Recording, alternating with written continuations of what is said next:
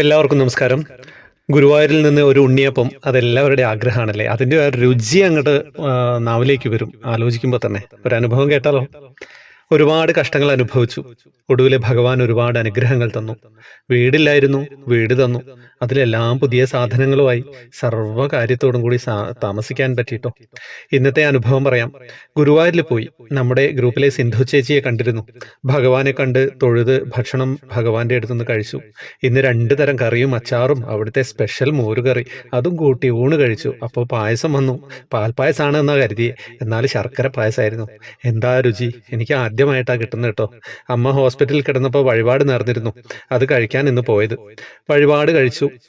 അങ്ങനെ ഹോസ്പിറ്റലിൽ നിന്ന് ഉത്രാടത്തിൻ്റെ അന്ന് വൈകുന്നേരം 7 മണിയായി വീട്ടിലെത്തുമ്പോൾ കേട്ടോ. പുതിയ വീട്ടിൽ ഓണത്തിന് വെച്ചു. പിറ്റേന്ന് അമ്മയും ബാക്കി എല്ലാവരും കൂടി ഓണസദ്യ കഴിച്ചു. അതും ഭംഗിയായി. ഞായറാഴ്ച വീട് വാർക്കലും ഭംഗിയായി കഴിഞ്ഞു. എല്ലാം ഭഗവാന്റെ അനുഗ്രഹം. എല്ലാം കഴിഞ്ഞ് ഇന്ന് ഗുരുവായൂരിൽ പോയി. തൊഴുത് ഇറങ്ങി വലം വെച്ച് വരുമ്പോൾ പടിഞ്ഞാറേ നടയിൽ വേറെ ഒരു ക്യൂ. എന്തോ പ്രസാദം കൊടുക്കുന്നു. ഞാനും ക്യൂവിൽ നിന്നു. അതിശയെന്ന് പറയട്ടെ, ഞാൻ ഒരുപാട് നാളായി ആഗ്രഹിച്ചിരുന്ന ഉണ്ണിയപ്പായിരുന്നു കേട്ടോ അത്. നെയ്യിൽ വറുത്ത ആ ഉണ്ണിയപ്പം കിട്ടിയപ്പോൾ ഭഗവാൻ എൻ്റെ ആഗ്രഹം നടത്തി തന്നല്ലോ എൻ്റെ കണ്ണാ എന്ന് പറഞ്ഞു പോയി. നമ്മുടെ ഗ്രൂപ്പിലും ത്രിമധുരത്തിലെ അനുഭവങ്ങളിലും ഒക്കെ പറഞ്ഞു കേട്ട ഉണ്ണിയപ്പം വൈകുന്നേരം കിട്ടുക എന്നാണ് കേട്ടിരുന്നത്. എന്നാൽ എനിക്ക് ഇന്ന് ഉച്ചപൂജ തൊഴുത് ഇറങ്ങിയപ്പോൾ കിട്ടിയിട്ടോ ഒരു ഉണ്ണിയപ്പം. ഒരുപാട് സന്തോഷമായി. ഹരേ കൃഷ്ണ.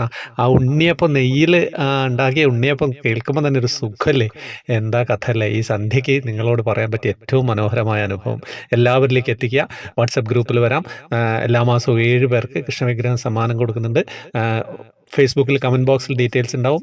യൂട്യൂബിൽ ജോയിൻ ബട്ടണിലൂടെ വരാം. ഹരേ കൃഷ്ണ.